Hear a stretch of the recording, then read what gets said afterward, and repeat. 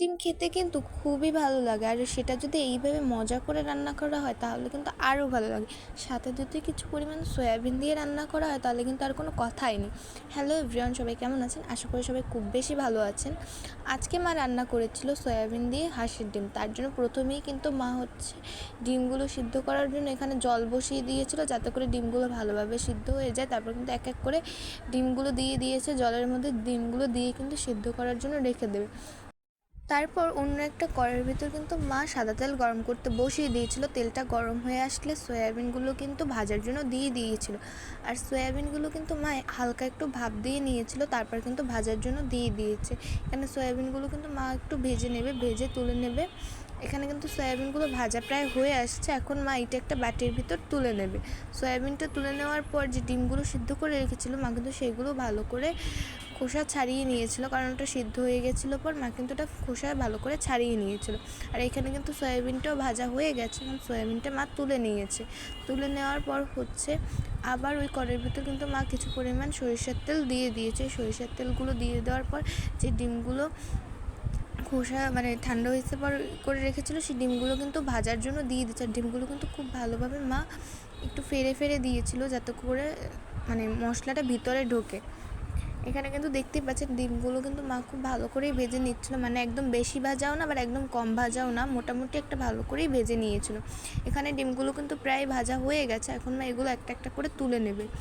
আর এগুলো কিন্তু খেতে খুবই ভালো লাগে। হাঁসের ডিম আমাদের বাড়িতে সবাই খেতে খুবই পছন্দ করে। সাধারণত কম বেশি মানুষ ফার্মের ডিমই খেয়ে থাকে, কিন্তু হাঁসের ডিমটা খেতেও কিন্তু খুবই ভালো, আর এটা স্বাস্থ্যের জন্য খুবই ভালো।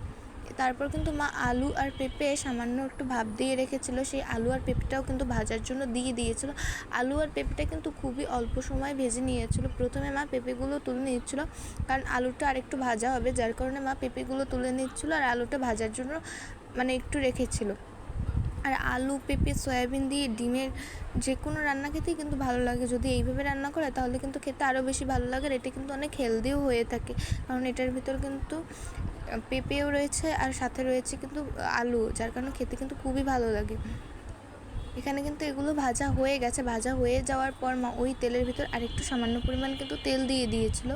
তেল দিয়ে দেওয়ার পর মা তার ভিতর প্রথমেই দিয়ে দেবে এলাচ আর দারচিনি। এগুলো ভাজার জন্য একটু দিয়ে দেবে। একটু ভাজা হয়ে যাওয়ার পর মা দিয়ে দেবে রসুন কুচি করে রেখেছিলো সেই রসুন কুচি, তারপর পেঁয়াজ কুচি করে রেখেছিলো সেই পেঁয়াজ কুচিগুলো কিন্তু দিয়ে দেবে।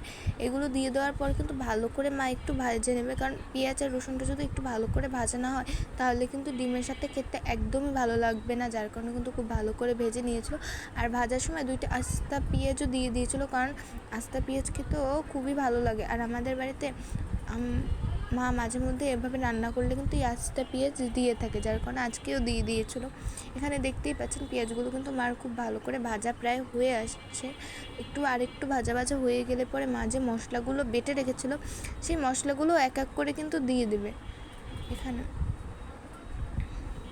এখানে পেঁয়াজটা ভাজা প্রায় হয়ে আসছে। আর এইভাবে কিন্তু একবার হলো বাড়িতে ট্রাই করে দেখবেন খেতে কিন্তু খুবই ভালো লাগে। প্রথমে মা পেঁয়াজ বাটা দিয়ে দিয়েছে। পেঁয়াজ বাটাটা কিন্তু সবসময় আমাদের ফ্রিজে অ্যাভেলেবেল থাকে, যার কারণে কিন্তু যখন তখনই দিয়ে দেওয়া যায়। তারপর মা দিয়ে দিয়েছিল কিছু পরিমাণে টমেটো আমাদের ফ্রিজে থাকে, যার কারণে টমেটোটাও কিন্তু আমরা যে কোনো রান্নায় ব্যবহার করতে পারি। তারপর মা প্রথমেই দিয়ে দিয়েছিল জিরা বাটা, ধনিয়া বাটা দিয়ে দিয়েছিল, তারপর দিয়ে দিয়েছিল আদা বাটা, তারপর দিয়ে দিয়েছিল শুকনো মরিচ আর কাঁচামরিচ একসাথে বেটে রেখেছিল সেই শুকনো মরিচ কাঁচামরিচ বাটা। এখানে কিন্তু সব মশলাগুলো দেওয়া হয়ে গেছে। আর এই যে জিরা বাটা, ধনিয়া বাটা, আদা বাটা, কাঁচামরিচ, শুকনো মরিচ বাটা, এগুলো কিন্তু সবসময় মা নিজের হাতেই বেটে তারপর যে কোনো রান্নায় ব্যবহার করে, যার কারণে কিন্তু খাওয়ার টেস্ট আরও দ্বিগুণ বেড়ে যায়। এখানে কষানোর সময় মা একটু সামান্য জল দিয়ে দিয়েছিল, জল দিয়ে একটু কষিয়ে নিয়েছিল। এক পর্যায়ে একটু কষানো হয়ে আসার পর কিন্তু চিনি আর হলুদটা পরিমাণ অনুযায়ী বুঝে মা দিয়ে দিয়েছিল। দিয়ে কিন্তু বেশ সময় নিয়ে ভালোভাবে কষিয়ে নিচ্ছিল, যাতে করে এটা কিন্তু তেল না ছাড়া পর্যন্ত মা কষিয়ে যাচ্ছিলো। আর যে কোনো রান্নায় যদি মশলাটা ভালো করে কষানো হয় তাহলে কিন্তু খেতে খুবই ভালো লাগে। কষানো প্রায় হয়ে আসলে মা দিয়ে দিয়েছিল 2টা তেজপাতা দিয়ে দেওয়ার পর কিন্তু একটু নাড়াচাড়া করে নেবে। নাড়াচাড়া করে যখন এক পর্যায়ে হয়ে আসবে তারপর কিন্তু মা আস্তে আস্তে করে যে আলুগুলো ভেজে রেখেছিলো সেই আলুগুলো আর পেঁপেগুলো কিন্তু দিয়ে দিয়েছিল। সেগুলো দিয়েও কিন্তু একসাথে ভালো করে কষিয়ে নিচ্ছিল। কষানো যদি হয়ে আসে এগুলো একসাথে, তারপর যে ডিমটা আর সয়াবিনটা ভেজে রেখেছিলো সেটাও কিন্তু দিয়েছে, সেটা দিয়েও একটু কষিয়ে নেবে, মানে একটু নাড়াচাড়া করে নিয়েছিল 2 মিনিটের মতো। নাড়াচাড়া করে নেওয়ার পর কিন্তু মা এখানে মানে যেই পরিমাণ জল লাগবে সেই পরিমাণ জলটা দিয়ে দিচ্ছে। জলটা দিয়ে কিন্তু ঝোলটা ভালো করে ফোটার জন্য ওয়েট করতে হবে। ঝোলটা যখনই ভালোভাবে ফুটে আসবে তখনই দেখা যাবে যে এটা হয়ে আসছে। তারপর কিন্তু নামিয়ে নিলেই তৈরি হাঁসের ডিমের ঝোল। এটা খেতে কিন্তু খুবই ভালো লাগে, এটা গরম গরম ভাতের সাথে বা পোলাওর সাথে খেতে কিন্তু ভালোই লাগে।